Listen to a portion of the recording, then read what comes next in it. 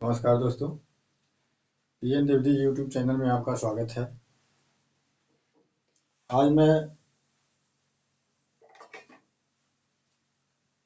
GIC और RO के लिए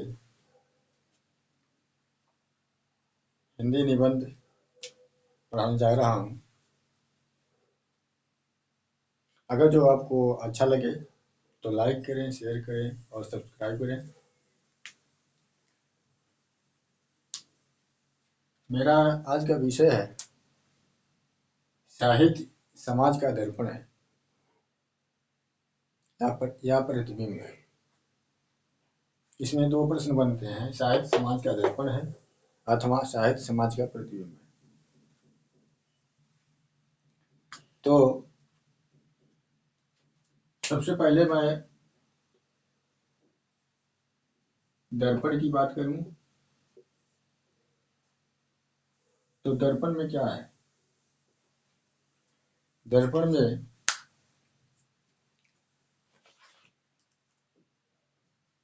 अगर जो व्यक्ति दर्पण का उपयोग अगर जो देखा जाए तो व्यक्ति जो है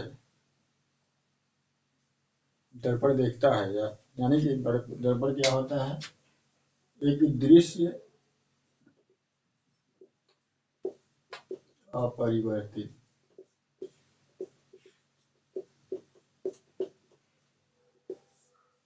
दर्पण देखने का काम करता है और वो भी बिना कोई परिवर्तन के।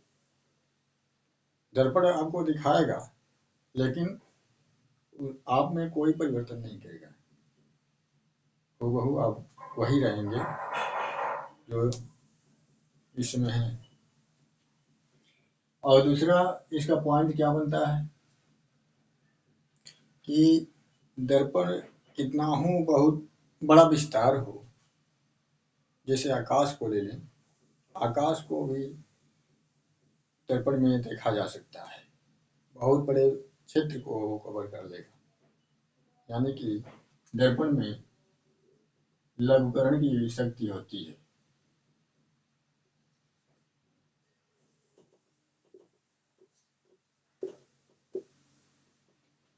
अगर फिर तीसरे पॉइंट की बात करें तो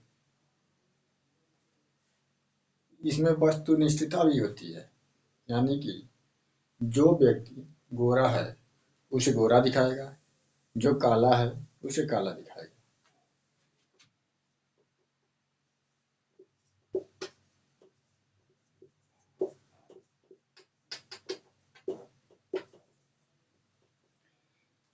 ये रहे दृश्य पर अपरिवर्तित लघुकरण और वस्तुनिष्ठता, ये इसके गुण रहे। जबकि इसमें एक दोष भी है। अब वो दोष क्या है इसे जान लीजिए। दोष इसमें ये है कि दर्पण कभी भी संवेदनशील नहीं होता है। इसलिए दर्पण क्या होता है? संवेदनाहीन या शून्य। दर्पण की यही सबसे बड़ी कमी है कि वो संवेदना शून्य होता है। दृश्य अपरिवर्तित होगा, ये गुण है। लघुकरण होगा, ये भी उसका गुण है। जबकि वस्तुनिष्ठता जो है ये भी इसका गुण है। और सबसे बड़ी जो कमी है और निगेटिव पॉइंट है वो है संवेदना शून्य होना। ये रहा दर्पण का गुण या दोष। अब हम प्रतिबिंब का देखते हैं।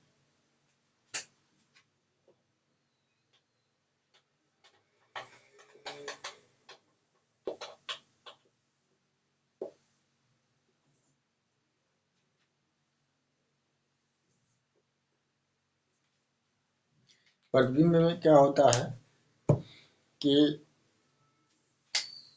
इस जो दर्पण में दृश्य अपरिवर्तित है वो प्रतिबिंब में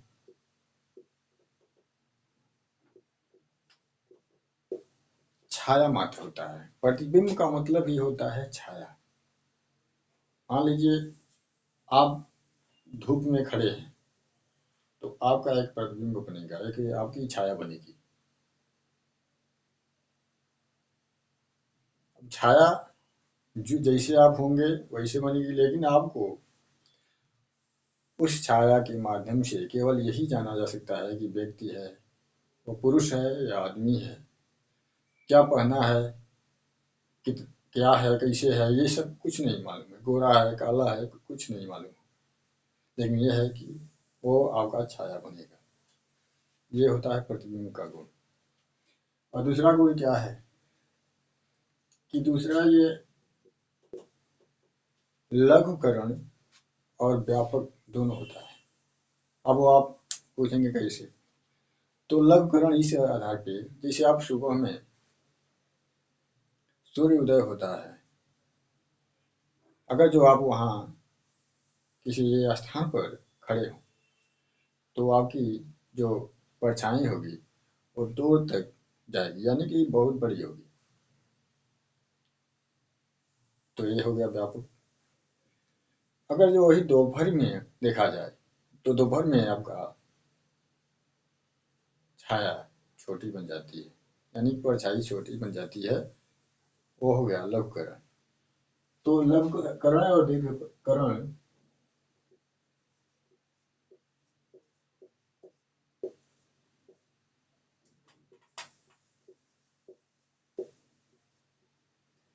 दोनों गुण इसमें पाया जाता है, लघुकरण और व्यापक। अब तीसरा गुण क्या है कि इसमें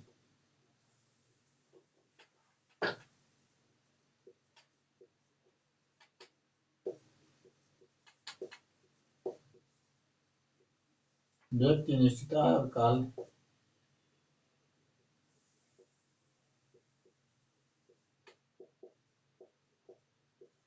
व्यक्ति निष्ठता है और काल निष्ठता है। तो कैसे है, क्योंकि जो दर्पण में वस्तुनिष्ठता है, वस्तुनिष्ठता मतलब कि जो जैसा है हूबहू उसे दिखाना, काला है काला दिखाना, गोरा है गोरा दिखाना। लेकिन इसमें क्या है, अगर व्यक्ति है तो वो दिखाएगा कि हाँ व्यक्ति है, लेकिन कैसा है ये नहीं दिखाएगा, वस्तुनिष्ठ नहीं होगा। उसे व्यक्ति कैसा है, व्यक्ति है लेकिन क्या है कैसा है ये नहीं दिखाएगा, बस व्यक्ति को दिखाएगा। और काल के आधार पर उसमें क्या परिवर्तन हो रहा है उसे दिखाएगा। जैसे दोपहर में कितना बड़ा होता है, सुबह में कितना छोटा या बड़ा होता है, इसे दिखाएगा वो। लेकिन वस्तुनिष्ठता का गुण इसमें नहीं होता है, इसमें व्यक्ति निष्ठता और काल निष्ठता का गुण होता है। इसका भी एक बहुत बड़ा निगेटिव पॉइंट भी है, जो वो है संवेदना।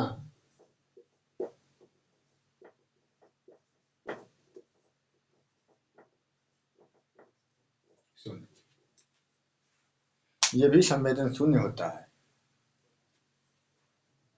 आप देखिए गुण क्या है कि ये प्रतिबिंब का मतलब होता है छाया, छाया देता है, छाया होता है ये। दूसरा लघुकरण और व्यापक दोनों होता है। व्यक्तिनिष्ठ कालनिष्ठ ये भी होता है। अब अंत में जो अवगुण है वो है इसका संवेदन शून्य होना, क्योंकि परछाई की कोई संवेदना नहीं होती, प्रतिबिंब कोई संवेदनशील नहीं होता। अब ये पूछा क्या है कि साहित्य समाज का दर्पण है या प्रतिबिंब है। अब ये समाज का पूछा है, दर्पण या प्रतिबिंब। तो अब साहित्य की हम तुलना करते हैं, साहित्य की हम तुलना करें तो हम देखेंगे साहित्य इसमें नहीं मिलेगा। दर्पण में दृश्य अपरिवर्तित, यानी कि ये जो गुण है इसका दृश्य अपरिवर्तन वाला वो इसमें नहीं मिलेगा, वो मिलेगा छाया। व्यक्ति का एक प्रतिबिंब साहित्य में रेखांकित किया जाता है या लिखा जाता है, न कि उसका परिवर्तित अपरिवर्तित जो है दृश्य। इसलिए ये छाया उसमें मिल खाएगा। जबकि दूसरा जो गुण है वो लघुकरण का है, दर्पण में लघुकरण का है। तो जो लेखक होता है, लेखक जो है अपनी लेखनी को राई से लेके पहाड़ तक, यानी कि छोटे से लेके बहुत बड़े तक पूरा विस्तार भी दे सकता है। यानी कि लघुकरण का भी गुण रहेगा इसमें और व्यापकता भी होगी। तो मतलब कि इसमें दोनों मिल रहा है और इसमें लघुकरण मिल रहा है, यानी कि 50% का ये काम कर रहा है। अब तीसरा गुण जो है, जो वस्तुनिष्ठता और व्यक्ति निष्ठता या कालनिष्ठता है, तो साहित्य में वस्तुनिष्ठता नहीं होती और व्यक्तिनिष्ठ और कालनिष्ठ होता है। व्यक्ति का वर्णन होता है, समय का वर्णन होता है, वस्तुनिष्ठता नहीं कोई होती है उसमें। इसलिए ये प्रतिबिंब का ऑप्शन सही होगा, ये गलत हो जाएगा। अब चौथा ऑप्शन जो बचा संवेदन शून्य, तो कभी भी लेखक या लेखनी संवेदन शून्य नहीं हो सकती। क्यों? क्योंकि साहित्य समाज का दर्पण है या प्रतिबिंब है। समाज को संवेदनशील रहेगा तभी दिखाएगा, न कि संवेदना शून्य हो रहेगा तब। समाज में क्या घट रही है, क्या यथार्थ है, कैसे है, क्या नहीं है, ये सब दिखाने का काम साहित्य का है। इसलिए साहित्य संवेदनशील होकर के उसे दिखाएगा, न कि संवेदनहीन। तो इसलिए ये ऑप्शन दोनों का गलत हो जाएगा और इसमें हो जाएगा संवेदनशील। अब ये दोनों देखिए, दर्पण या प्रतिबिंब में आपको क्या लगा, क्या दोनों में से कौन जो है सही बैठ रहा है, दर्पण या प्रतिबिंब? देखिए, साहित्य समाज का दर्पण है। कैसे है? ये भी गलत हो गया, ये भी गलत हो गया, ये भी गलत हो गया, केवल लघुकरण से है, ऐसा नहीं होगा। साहित्य समाज का प्रतिबिंब है, ये सही होगा। कारण कि इसमें ये भी सही हो गया, ये भी सही हो गया, ये भी सही हो गया। जो संवेदन शून्य है इसे छोड़ दें तो बाकी सबसे मिल रहा है। इस आधार पे हम साहित्य को समाज का प्रतिबिंब कह सकते हैं, दर्पण नहीं। और इसी आधार पर आपको अपने निबंध में लिखना भी है। अब आप कैसे लिखते हैं, अब वो आपके ऊपर है, क्या आपकी लेखनी है, किस प्रकार आप लिखते हैं, क्या कैसे कैसे आप में। अब वो आगे जो है आप इतने स्तर पर पहुंच गए हैं कि उसमें बताने की कोई आवश्यकता ज़्यादा नहीं है, इतना बता देना ही पर्याप्त है। अब मेरा ये पीरियड समाप्त होता है। आपको कैसा लगा इसका उत्तर जरूर दें कमेंट करके, और आपसे मेरी केवल यही रिक्वेस्ट है कि अधिक से अधिक संख्या में मेरे चैनल को सब्सक्राइब करें। बहुत बहुत धन्यवाद।